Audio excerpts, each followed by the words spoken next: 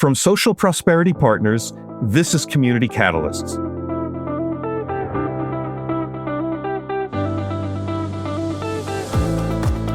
Welcome to Community Catalysts, the podcast that explores the qualities of community leadership and the many paths and forms it can take. I'm your host, Matt Lehrman.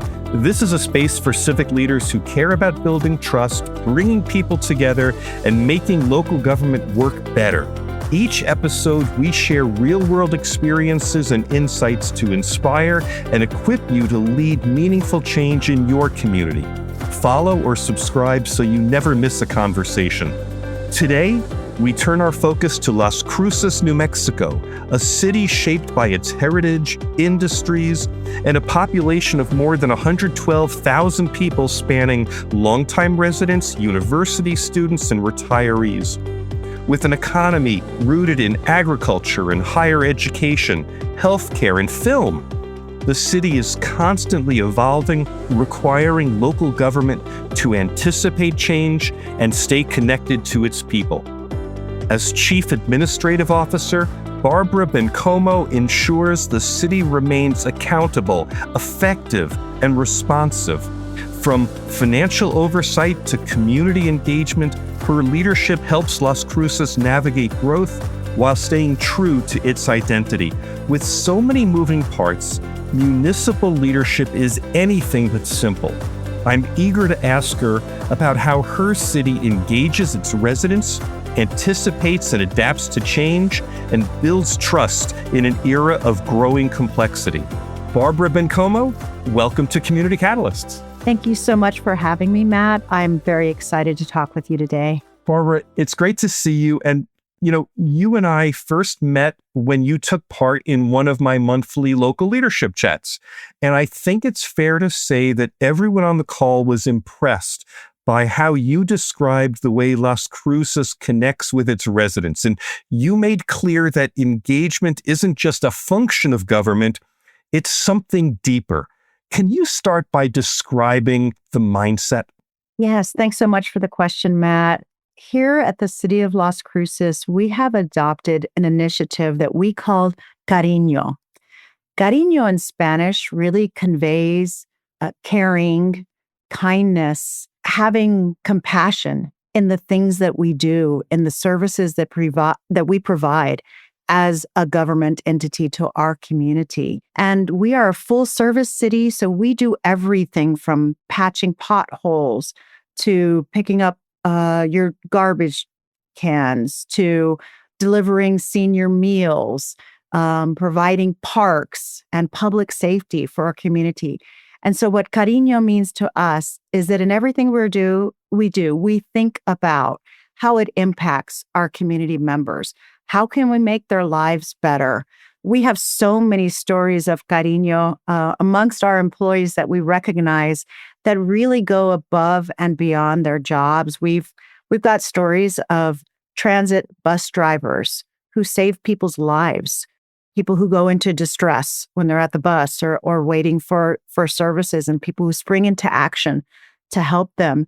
In our senior programs, we have so many stories of our team members who help those who are vulnerable, who need resources, who just need someone to speak to. They maybe don't have contact regularly with people, and it's such an issue of connectivity and just really providing that care and compassion that people need in order to make their lives full, safe, happy, and fulfilling. And that's really something that we like to focus on here at the city. I want to understand kind of the roots of Cariño. So is that something that the mayor or the city council came up with? Is it the city manager? Is it actually a community sense that exists here? Like, to what extent is this a personal philosophy, and what percent is it like the organizational, cultural DNA? That's such an interesting question. When I first came to work for the city of Las Cruces 15 years ago, the city had a motto. And at that time, it was people helping people. And it was a very simple motto, but it really resonated with a lot of people in the community and in the organization. And I feel that it has evolved now into this Cariño theme. So it's something that's been here in our organization for a long time. It's been in our community. We hear time and again of visitors who come to see Las Cruces. They stay here. They go to our restaurants, to our cultural events. And then what we hear is the people here are so nice. They're so friendly. So I do think that this is something that has emerged from the community organically into this organization and has continued to evolve and grow. And of course, at its heart, it is people. We are employees of the city, but we're also people who live in this community, helping other people. That's what we're here to do. And certainly as public servants, that also resonates. It gets to the heart of what we provide, what we do every day. So I think it's something that definitely originated in the community, permeated the organization through people helping people, and then evolved into Cariño, which to me is that it goes even a step further beyond people helping people because we do it with the care and kindness that's emblematic of Cariño. When the city does its strategic plan, does the word Cariño show up somewhere in vision, mission, values, key objectives, or does it kind of, encircle all of that somehow?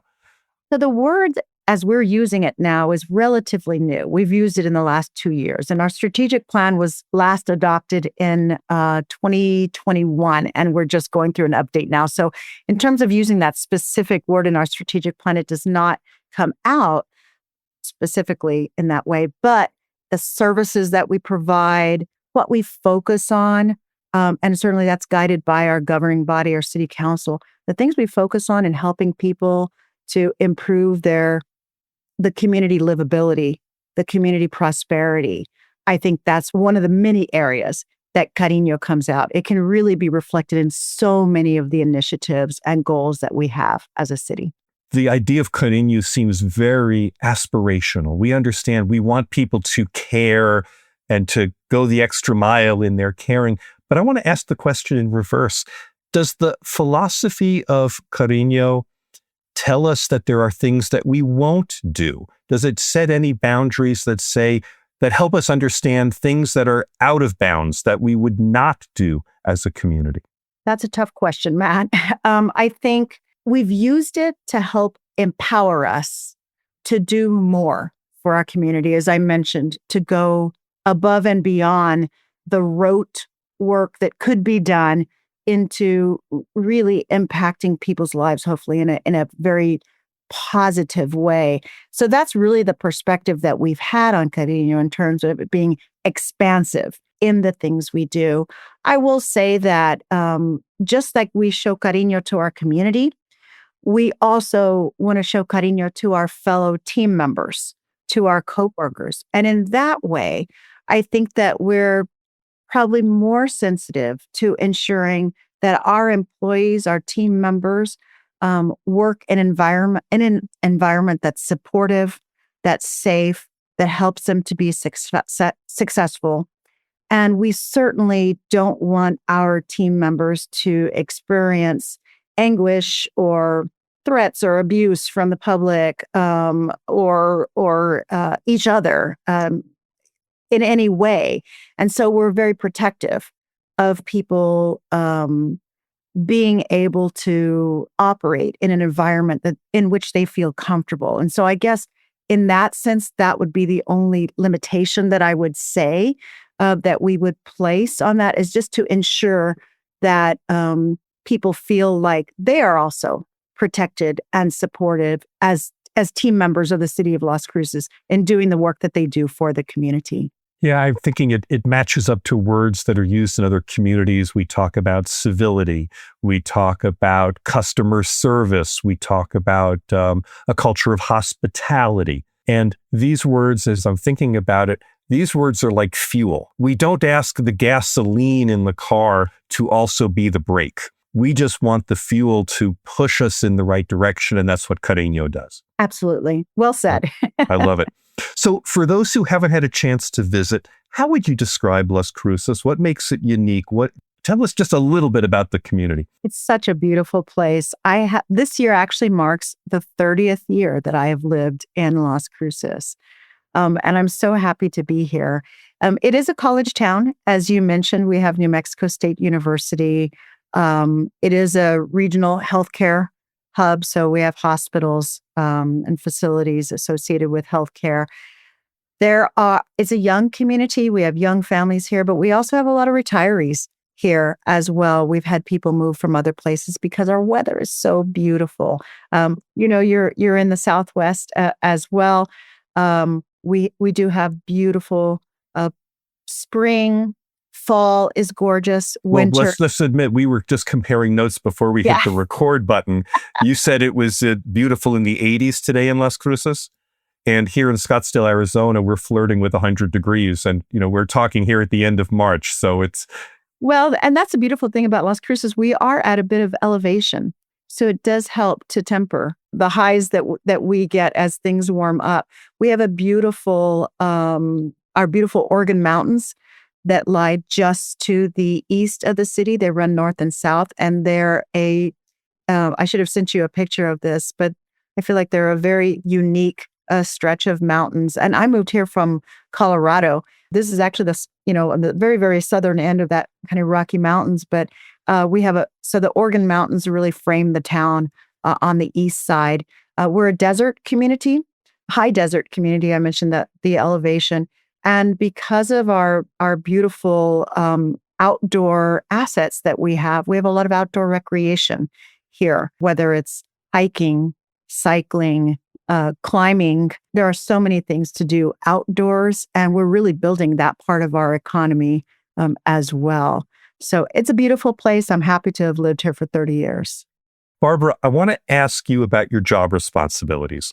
As Chief Administrative Officer, you oversee finance, IT, and analytical support, which are highly technical fields, alongside community engagement, which is all about people's opinions and feelings. I want to know, how did you come to oversee such a varied set of functions, and what ties them together?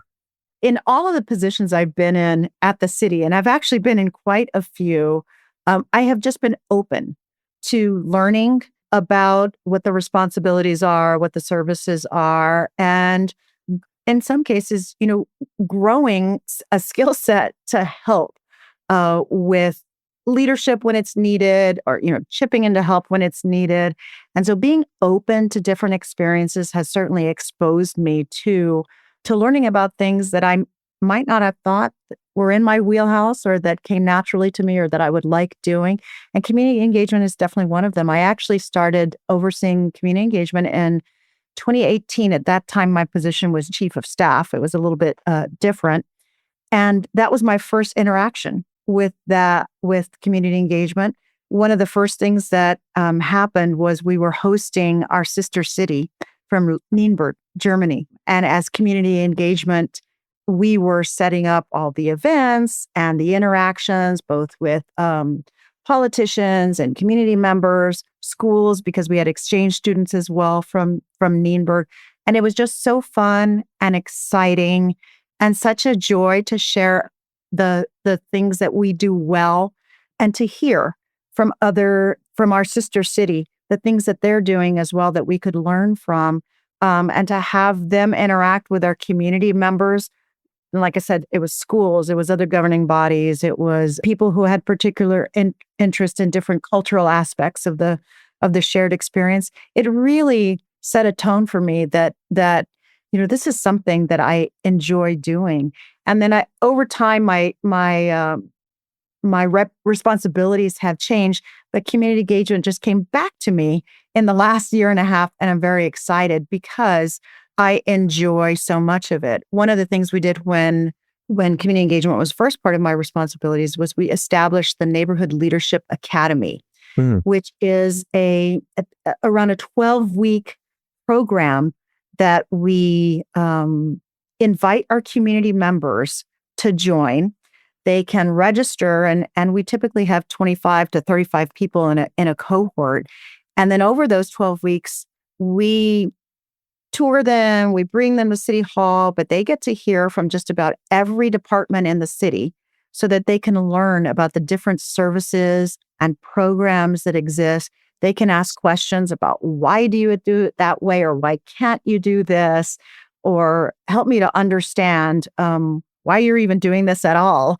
And it's a real opportunity for learning and dialogue. And I absolutely love that program. Over time, we've made changes in it. We've added, I'll say, well, we've added. We still have the core curriculum that's the 12-week program. We've added a youth leadership program as well that fits into a 2-week spring break period that our students have here. And we've added what we call a seminar series. So it's the same kind of 12-week curriculum, but instead of one cohort registering for it and going through all 12 weeks and then graduating, so to speak, the seminar series allows people to drop in and just listen and learn about whatever topics are of interest to them. So it's changed in a different way, but to me, at its heart is just trying to build the understanding between the city and the community, and the community and the city, so we can have a better relationship and help each other into a larger extent. I can say that in general, when we have better community engagement, we're going to have a better outcome with the products, the programs, and the services that we provide. Barbara, like many communities, Las Cruces is growing, it's evolving, and local government has a responsibility to stay ahead of shifting needs, and whether that's in infrastructure or the economy or in community engagement. And I want to ask, you've talked already about the robustness of the citizen participation process. Is that the only way that the city works to stay ahead and to anticipate? What else do you couple with citizen participation to make sure the city is staying responsive and aware of the things that are happening and need to happen going forward? Yes, we have other means coupled with our community participation, and that's primarily led through our planning organization at the city. We have a lot of people who have great experience and skills in understanding the types of plans that we need to lay out so that we can anticipate the needs of the future and build the framework to support us being able to provide for those needs. Like many cities, you'll probably find that we do a great job of churning out plans. We have master plans, we have blueprints, we have long-range comprehensive plans, we have strategic plans. There's a lot of plans. But in 2020, we adopted our long-range comprehensive plan. It's called Elevate Las Cruces. And that plan, which was really well done by our planners at that time in our community development organization, it also involved a lot of community participation. We had a lot of different subcommittees to talk about community prosperity, community livability, community sustainability. That really helped to provide the umbrella plan for the city under which the other plans would fit, whether they're a parks and recreation master plan, or whether it's an active transportation plan for our roadways, or whether it's a strategic plan that our city council adopts. Elevate has been really a very strong component of our daily lives, to the extent that I've never seen with such a long-range plan. And we're talking about a 20-year plan. And that's because it does a really great job of breaking it down to now, what are the next level plans that are needed in order to implement the vision of this long-range plan. And so it's a whole architecture that guides us in so many different ways. So here's why I asked this question. I really want to understand, is the public participation and the community planning that you've just been talking about, are those two separate tracks that ultimately come to you or the city manager or to council, or are they already intertwined in the process so that the process of planning has the citizen engagement built into it? It's the latter, very much so. If you actually look at the document of our Elevate plan, it recognizes all of the participants outside of the city that were involved, all of our partners, all the people who served on subcommittees, all the entities that participated. And it is a very lengthy list. So it's definitely the engagement part, the input part from our community is organic to the planning process. And as I mentioned earlier, that is really the expectation of our governing body. It is very rare that we will take an initiative to them without also explaining what we did as part of the development of that initiative to include the members of the public. Barbara, what is something that you've learned about what it takes to make people really feel heard? There was a book that I read many, many years ago, and recently my team and I read it again, and it's called Crucial Conversations. I'm not sure if you're familiar with that book, but it talks about specifically dialogue that you might need to have on something that's critical. You feel is critical, and whoever you're going to talk to also feels it's critical. So it's high stakes. And in those high stakes situations, often there will be, I'll call them misfires, where I'll say something and maybe you misinterpret it, or you say something and I misinterpret it. And then we go away, not being able to feel like we've been able to come to an agreement on something that's very important to both of us. That book goes through a number of different types of approaches that you can take to bridge those kinds of situations, because we all have crucial conversations in our private lives, with our families, and in our public lives with our coworkers, with community members, et cetera. So what are the things that we can do to help make those interactions more productive? Probably the number one lesson that I've taken out of that is something I mentioned earlier, and that is, what is the intent that you have going into that conversation? If I'm meeting with a coworker and I don't understand something they're doing, and maybe I'm already thinking that's wrong, or I'm thinking I need to fix them, or I need to win this argument, I'm not going to be in the right mindset to have that discussion and have it go well. And it also doesn't help if I'm not keeping in mind, what is the greater good? What is the outcome that this coworker and I both want our organization to reach? And so anyway, going back to that lesson is, if I go in with the right intent, if I stay focused on what it is that we both want for this organization, we both want to be successful, then we have a much better shot of understanding each other, finding a path forward, and being able to be successful.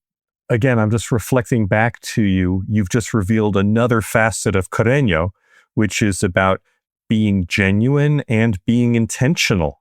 I hope you're writing a book on this. Could be.